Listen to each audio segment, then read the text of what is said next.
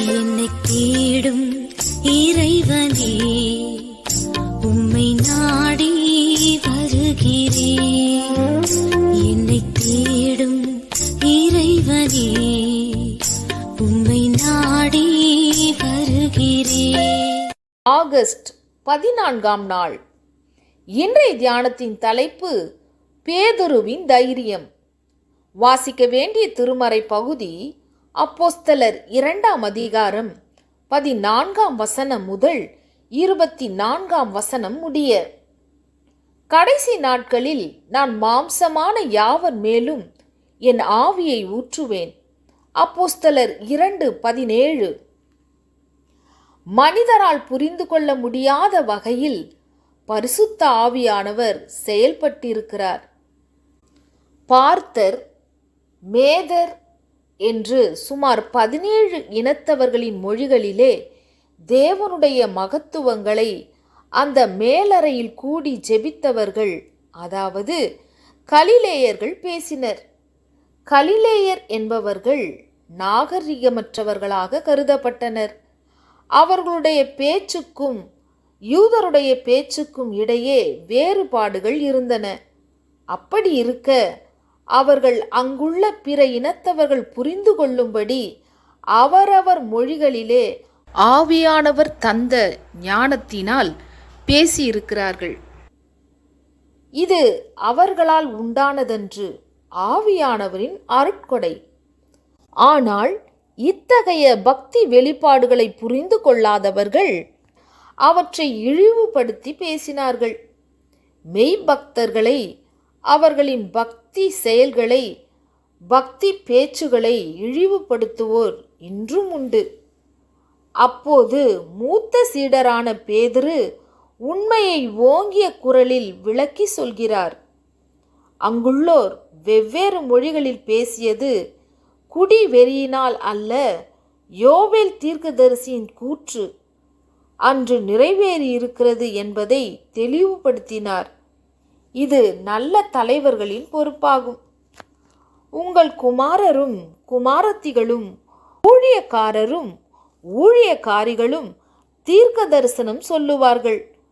தீர்க்க தரிசனம் என்பது மனுஷருக்கு பக்தி விருத்தியும் புத்தியும் ஆறுதலும் உண்டாக்கத்தக்கதாக பேசுவது.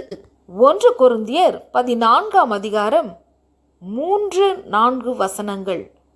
நாமோ இனி நிகழவிருக்கும் காரியங்களை உரைப்பது மட்டுமே தீர்க்க தரிசனம் என்று நினைத்து கொண்டிருக்கிறோம். அப்படி அல்ல. இன்று அநேக வாலிபர்களும் மூத்த ஊழியர்களும் சபைகளுக்கு பக்தி விருத்தி உண்டாக்கும் வகையில் பேசுவதை பார்க்கிறோம். இது பழைய ஏற்பாட்டில் இல்லாமல் ஆவியானவரின் அருட்பொழிவுக்கு பின் நடக்கிறது. மேலும் புதிய பணித்தலங்களுக்கு சென்று மந்தையில் சேராத ஆடுகளை கிறிஸ்துவினர் மந்தைக்குள் சேர்க்க வேண்டும் என்ற தரிசனத்துடன், ஆன்மீக கனவுகளுடன் வீறு கொண்டெழுந்த பரிசுத்த ஆவி பெற்ற படைகள் செயல்படுவதை பார்க்கிறோம். இது பேதுருவும் பவுலும் தொடங்கி வைத்த நற்செய்தி பணி. பரிசுத்த ஆவியானவரால், அவருடைய உந்துதலால் நடைபெறும் சிறந்த பணி. ஆவியானவர் கிரியை செய்யும்போது வரங்களும் கனிகளும் நிச்சயமாக தோன்றும். ஆவியானவர் கிரியை செய்யும்போது வரங்களும் கனிகளும் நிச்சயமாக தோன்றும். மாம்சமான யாவர் மீதும் ஆவியை ஊற்றுவேன் என்றீர். மாம்சமான யாவர் மீதும் ஆவியை ஊற்றுவேன் என்றீர். முப்பர் வாலிபர் யாவரும் தீர்க்க தரிசனம் சொல்வாரே. முப்பர் வாலிபர் யாவரும் தீர்க்க தரிசனம் சொல்வாரே. பொழிந்திடும் வல்லமை, உன்னதத்தின் வல்லமை, ஆவியின் வல்லமை, அக்கினியின் வல்லமை, பொழிந்திடும் வல்லமை, உன்னதத்தின் வல்லமை, ஆவியின் வல்லமை, அக்கினியின் வல்லமை. ஜெபம். தேவனே, எனக்கு வரங்களைத் தாரும்.